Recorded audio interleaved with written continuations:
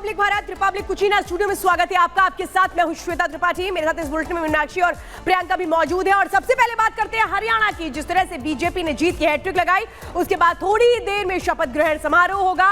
नायब सिंह सैनी दूसरी बार मुख्यमंत्री पद की शपथ लेंगे और शपथ ग्रहण में शामिल होने के लिए जो मेहमान है उनके पहुंचने का सिलसिला शुरू हो चुका है। उत्तर प्रदेश के मुख्यमंत्री योगी आदित्यनाथ पहुंच चुके हैं, उत्तराखंड के मुख्यमंत्री पुष्कर सिंह धामी पहुंच चुके हैं, ललन सिंह पहुंच चुके हैं। ये जानकारी मिल रही है कि केंद्रीय मंत्री जेपी नड्डा भी पहुंच चुके हैं। और सबसे अहम ये बताने की कोशिश है कि वो बातें जिसको चुनावों के दौरान रखा गया था उनको पूरा कैसे करना है। साथ ही साथ नायब सिंह के साथ जो मंत्री पद की शपथ ले सकते हैं उनके संभावित नाम हम आपको बता रहे हैं, जिसमें अनिल विज है, कृष्ण कुमार बेदी है, कृष्णलाल पवार है, तो मूलचंद शर्मा है, महिपाल डांडा, रणबीर गंगवा, ये वो नाम है जो शपथ ले सकते हैं। यानी किस तरीके से वो मंत्रिमंडल होगा नायब सिंह सैनी का, उसकी वो तस्वीरें हम आपको दिखा रहे हैं। कल विधायक दल का नेता चुना गया नायब सिंह सैनी को, और उसके बाद बस आज थोड़ी देर में शपथ ग्रहण समारोह को शानदार बनाने के लिए जो कोशिशें हैं वो कैसे हो रही हैं, इन तस्वीरों से देखिए। जेपी नड्डा पहुंच चुके हैं, योगी आदित्यनाथ पहुंच चुके हैं, भूपेंद्र पटेल पहुंच चुके हैं, पुष्कर सिंह धामी पहुंच चुके हैं, और बस थोड़ी देर में होगा शपथ ग्रहण समारोह। और उसके बाद अहम जिम्मेदारी उन बातों को पूरी करने की जो जनता के बीच रखी गई थी चुनावों के दौरान।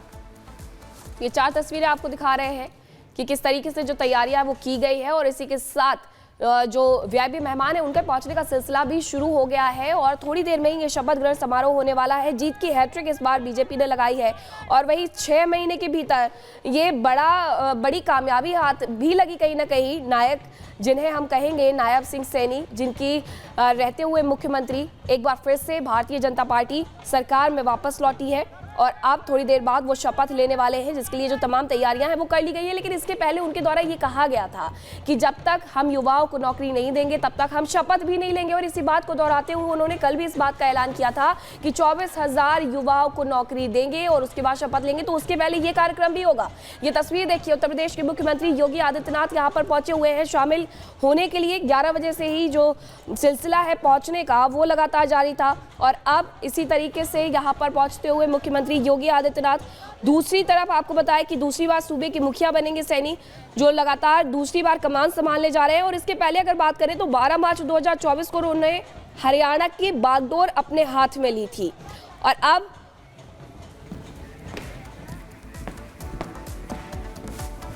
मुख्यमंत्री पद की वो शपथ लेंगे। और अब से कुछ देर बाद नायब सिंह सैनी दूसरी बार हरियाणा के मुख्यमंत्री पद की शपथ लेने जा रहे हैं। राज्यपाल बंडारू दत्तात्रेय उन्हें पद और गोपनीयता की शपथ दिलाएंगे।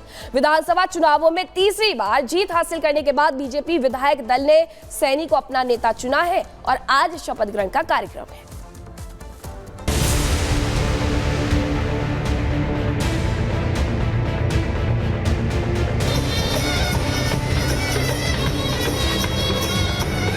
हरियाणा में सज गया है शपथ का मंच। नायब सैनी संभालेंगे सूबे की कमान।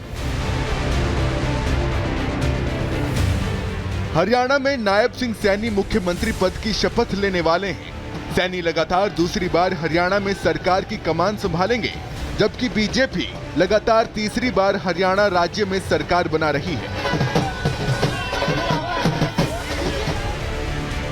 2014 से लगातार बीजेपी के पास ही सूबे की सत्ता की चाबी है। पंचकुला के दशहरा ग्राउंड में नई सरकार का शपथ ग्रहण होगा, जिसकी सारी तैयारियां पूरी हो चुकी हैं। सैनी राज्य के 25वें सीएम के रूप में पदभार संभालेंगे।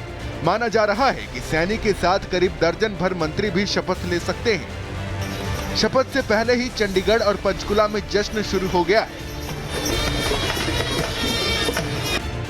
नायब सैनी सरकार का शपथ ग्रहण समारोह एनडीए नेताओं के शक्ति प्रदर्शन जैसा होगा, जिसमें प्रधानमंत्री नरेंद्र मोदी समेत कई राज्यों के मुख्यमंत्री और बीजेपी के दिग्गज नेता शामिल होंगे।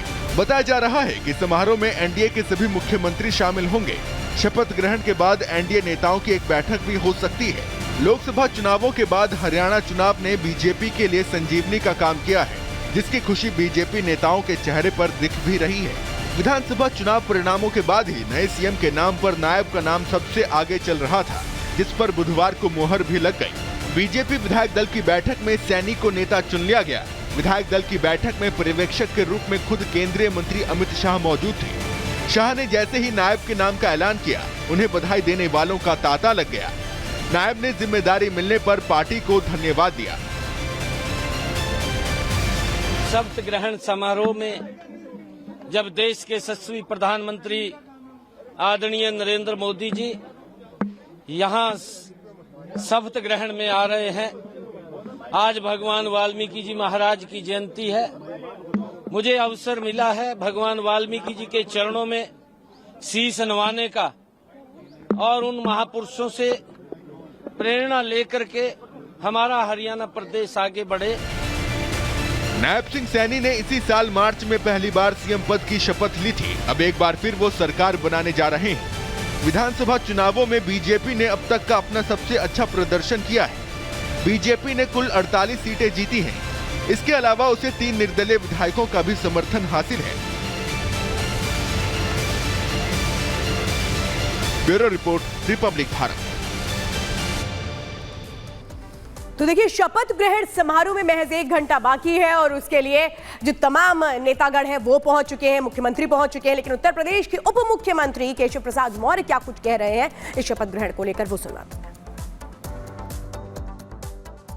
हरियाणा के लिए बहुत बड़ा दिन है, भारतीय जनता पार्टी के लिए बहुत बड़ा दिन है, पूरे भारत के लिए भी बहुत बड़ा दिन है। और मैं इस खुशी के दिन हरियाणा के एक कार्यकर्ता को, एक यहाँ की जनता को हृदय से अभिनंदन करता हूँ। उत्तर प्रदेश की 25 करोड़ जनता की ओर से अभिनंदन करता हूँ और श्री नायब सिंह सैनी जी के नेतृत्व में बनने जा रही, शपथ लेने जा रही सरकार को अग्रिम बधाई देता हूँ। सारे कयासों और एग्जिट पोल को धता बताते हुए बीजेपी ने जीत की हैट्रिक लगाई और अब हरियाणा में नई सरकार का इसी के साथ गठन हो रहा है, शपथ ग्रहण हो रहा है। उत्तर प्रदेश के डेप्यूटी सीएम ब्रजेश पाठक भी पहुंचे हैं, उन्होंने क्या कुछ कहा है वो भी आपको सुनाते हैं। ये माननीय प्रधानमंत्री नरेंद्र मोदी जी के नेतृत्व में हरियाणा के कार्यकर्ताओं ने हरियाणा की आम जनता का 36 बिरादरी का जो आशीर्वाद हासिल किया है, उसके लिए मैं आदरणीय प्रधानमंत्री नरेंद्र मोदी जी का आभार प्रकट करता हूं। हरियाणा की आम जनमानस का, सभी का हृदय से आभार प्रकट करता हूं। वास्तव में हरियाणा की जनता ने जो निर्णय लिया है, यह हरियाणा के हित में है। हरियाणा की जनता ने कांग्रेस को पूरी तरह से खारिज करके भारतीय जनता पार्टी को तीसरी बार प्रचंड बहुमत की सरकार देने का काम किया है। इसके लिए मैं हृदय की गहराइयों से हरियाणा की 36 बिरादरी का बहुत बहुत अभिनंदन करता हूं, उन्हें बधाइयां देता हूं। और चलिए इसी बीच अब अगली खबर आपको बताएंगे। वक्फ सुधार दावे हजार।